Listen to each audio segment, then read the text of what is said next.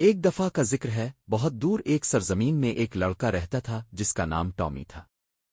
Tommy ایک پرسکون گاؤں میں رہتا تھا جو سرسبز پہاڑیوں اور چوڑی ندیوں کے درمیان واقع تھا۔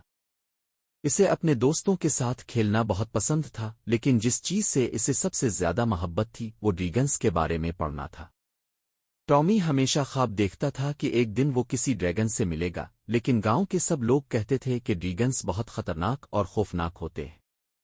ایک دن جب صبح کی روشنی چمک رہی تھی، ٹامی جنگل کے کنارے کھیل رہا تھا کہ اسے ایک عجیب سی روشنی نظر آئی۔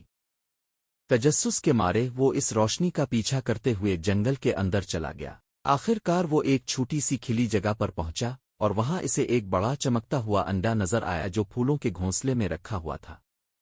ٹامی نے بغیر کچھ سوچے انڈے کو آہستہ سے چھوا اور اچانک انڈا ٹوٹنے لگا۔ او نہیں، ٹامی نے گھبرا کر کہا۔ کچھ ہی دیر میں انڈے سے ایک چھوٹا سا ڈریگن نکلا جو ایک چھوٹے کتے کے سائز کا تھا، اور اس کی چمکدار نیلی جلد اور سنہری آنکھیں تھیں۔ ہیلو، ڈریگن نے ایک دوستانہ آواز میں کہا۔ میرا نام سپارک ہے اور لگتا ہے کہ تم نے مجھے انڈے سے نکالا ہے۔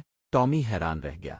ایک بات کرنے والا ڈریگن، اور وہ خوفناک نہیں تھا بلکہ بہت پیارا اور دوستانہ تھا۔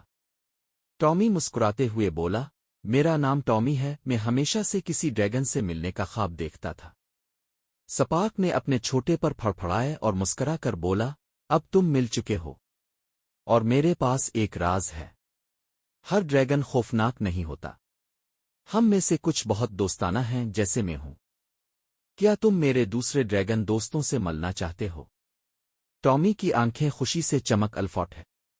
ہاں بالکل، سپارک ہوا میں الفاڑ گیا اور ٹامی اس کے پیچھے چلنے لگا۔ وہ جنگل کے راستے پر چلتے ہوئے ایک چھپی ہوئی وادی تک پہنچے جو اونچے پہاڑوں سے گھری ہوئی تھی۔ وادی میں ہر شکل اور سائز کے ڈریگن تھے۔ کچھ سپارک کی طرح چھوٹے تھے اور کچھ بہت بڑے تھے جن کے پر گاؤں کے میدان جتنے چوڑے تھے۔ ایک ڈریگن جس کی چمکدار سبز جلد تھی ان کے پاس الفاڑ کر آیا۔ یہ نیا دوست کون ہے سپارک؟ ڈریگن نے گہری گونجتی ہوئی آواز میں پوچھا۔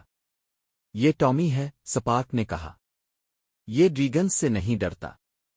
سبز ڈریگن نے گرمجوشی سے مسکراتے ہوئے کہا، خوش آمدید ٹامی۔ میرا نام ایمبر ہے اور ہم اس وادی کے پرامن ڈریگن ہیں۔ ہمیں کھیلنا، الفاڑنا اور ضرورت مند مخلوقات کی مدد کرنا پسند ہے۔ اس دن ٹامی نے اپنی زندگی کا سب سے دلچسپ تجربہ کیا۔ وہ ایمبر کی پیٹھ پر بیٹھ کر وادی کے اوپر اڑتا رہا، سپارک کے ساتھ درختوں کے درمیان دوڑ لگاتا رہا اور یہاں تک کہ ڈریگنز کی مدد سے چھوٹے چھوٹے آگ کے گولے بنانا سیکھا۔ ڈریگنز نے ٹامی کو بتایا کہ وہ صرف انسانوں کے ساتھ ہم آہنگی میں رہنا چاہتے ہیں اور اس زمین کی حفاظت کرنا چاہتے ہیں۔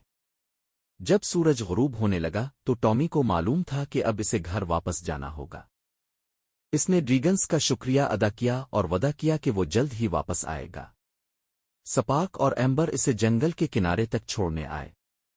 جانے سے پہلے ایمبر نے کہا، یاد رکھنا ٹامی، ہر وہ چیز جس سے لوگ ڈرتے ہیں وہ بری نہیں ہوتی۔ کبھی کبھی جو چیز ڈرونی لگتی ہے وہ اگر سمجھنے کی کوشش کی جائے تو بہت ہی زبردست ہو سکتی ہے۔ ٹامی نے مسکرا کر سر ہلایا۔